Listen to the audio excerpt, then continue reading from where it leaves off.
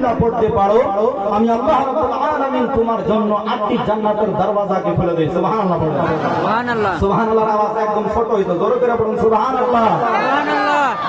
আমার আল্লাহ রাব্বুল আলামিন বলেন, বান্দা দুনিয়ার জমিনে, আকাশের নিচে, জমিনের উপরে বসে বসে কোন নিয়ামত চাইয়া আমি আল্লাহকে রাজি করার জন্য, আমি আল্লাহকে খুশি করার জন্য রে বান্দা, তুমি যদি একবার আলহামদুলিল্লাহ পড়তে পারো, আমি আল্লাহ রাব্বুল আলামিন তোমার জন্য জান্নাতের দরওয়াজা খুলে দেই। আমি আল্লাহ পাক ওই যে আলহামদুলিল্লাহ শব্দটা তোমাদের মাঝে তুলে ধরেছি, ওই আলহামদুলিল্লাহ শব্দটা যে কোরআনের মধ্যে সিটিং করেছে রে বান্দা, জান্নাতের মাঝে রয়েছে 8টি দরওয়াজা এবং আলহামদুলিল্লাহর মাধ্যমে রয়েছে 8টি অক্ষর। এবার 8টি অক্ষর আর জান্নাতের দরওয়াজা হলেন বাবা 8টি, এই 8টা অক্ষরের সাথে 8টা জান্নাতের দরওয়াজার সাথে মিল আছে রে বাবা।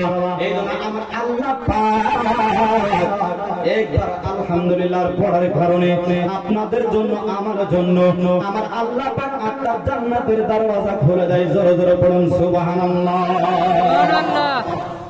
একদম আপনার ভূমিকা হলো দিলে আলহামদুলিল্লাহ পড়ে কি হয়, পড়লে কি হয় আর না পড়লে কি হয়, এগুলো বলার জন্য কিছু কথা তুলে ধরছে। তারপরে আসে সুবহানাল্লাহ। আমরা যেহেতু বক্তা আলী আর আলহামদুলিল্লাহ সুবহানাল্লাহ বলতেই লাগবে, আর বক্তা করে এই ওয়াজ করব না, বক্তা ডাইরেক্ট একটু কালো খামরা দিব না। এজন্য আমি আলহামদুলিল্লাহ সুবহানাল্লাহ কিছু ফজিলত বয়ান করে আমার ভূমিকায় যায় কিছু টাইম বক্তব্য ছেড়ে দিব। আমার আল্লাহ পাক বলেন, বান্দা তুমি যদি একবার সুবহানাল্লাহ পড়ো, একবার সুবহানাল্লাহ পড়ার কারণে কি হয় শুনেন। আমার আল্লাহ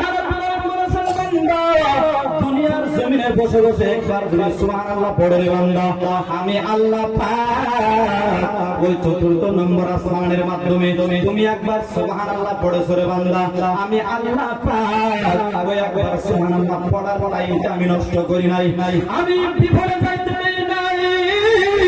আমি আল্লাহ রাব্বুল আলামিন, তুমি দুনিয়ার জমিনে বসে বসে একবার আলহামদুলিল্লাহ পড়েছো, দুনিয়ার জমিনে বসে বসে একবার সুবহানাল্লাহ পড়েছো রে বান্দা, আমি আল্লাহ রাব্বুল আলামিন তোমার জন্য কত মেহেরবান, তোমার জন্য কত দয়ালু রে বান্দা, আমি তোমাকে কত ভালোবাসি, তোমার কোনো আন্দাজ নাই রে বান্দা, আমি তোমাকে মহব্বত করি। এই ভালোবাসা মহব্বতের বয়ান আমার আগের দিনই আমার মুরব্বী উনি বলে গেছেন, খুব সুন্দর করে বলে গেছেন, আমার আল্লাহ পাক মানুষকে কেমন করে মহব্বত করে সৃষ্টি করেছেন, আমি ওই দিকে যাইতে চাই না রে বান্দা। আমার আল্লাহ রাব্বুল আলামিন বলেন, বান্দা একবার সুবহানাল্লাহ পড়ে নাও, আর তুমি মনে মনে ভাবতাছো আমি একবার সুবহানাল্লাহ পড়লে কি হবে, আমার আল্লাহ বলেন না না না, একবার সুবহানাল্লাহ পড়েছো তাতে তুমি বেজার হইও না, একবার সুবহানাল্লাহ পড়েছো তোমার মনকে তুমি ছোট করিও না রে বান্দা। আমি আল্লাহ রাব্বুল আলামিন 4th নম্বর আসমানের মাধ্যমে বরকতার একটা নদী রয়েছে, আর ওই নদীর কিনারায় দাহিয়াতুল নামের একটা গাছ আমি আল্লাহ রাব্বুল আলামিন লাগাইয়া দেই। দাহিয়াতুল কলবি একজন সাহাবীর নাম ছিল। আমার নবী বলেছেন, যত সাহাবী আমার জন্য, যত সাহাবী আমাকে দেখে সাহাবী, যত মানুষ আমাকে দেখে সাহাবী গ্রহণ করেছে, যত মানুষ আমাকে দেখে সাহাবীর দরজা লাভ করেছে, তার মাঝ থেকে সবচেয়ে সুন্দর রূপবতী সাহাবী হলো হযরত দাহিয়াতুল কলবি। জোরে জোরে পড়ুন সুবহানাল্লাহ। সুবহানাল্লাহ। এই জন্য হযরত জিবরিল আলাইহিস সালাম যতবার নবীর দরবারে আসছেন, অধিকাংশ তিনি হযরত দাহিয়াতুল কলবির রূপ ধারণ করে দুনিয়ার জমিনে আসছেন। জোরে জোরে পড়ুন সুবহানাল্লাহ।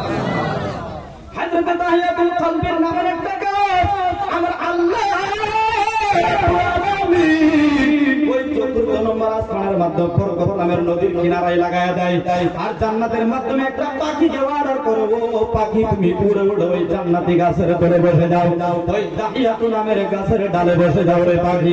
ওই পাখিকে যখন হুকুম দেয়, ওই পাখি দৌড়ে এসে উড়ে উড়ে সেই গাছের ডালে বসে যায় রে বাবা। ওই গাছের ডালে বসে যাওয়ার পর ওই পাখি কি করে বরকত নামের নদীর মাঝে ডুব লাগায়া দেয়।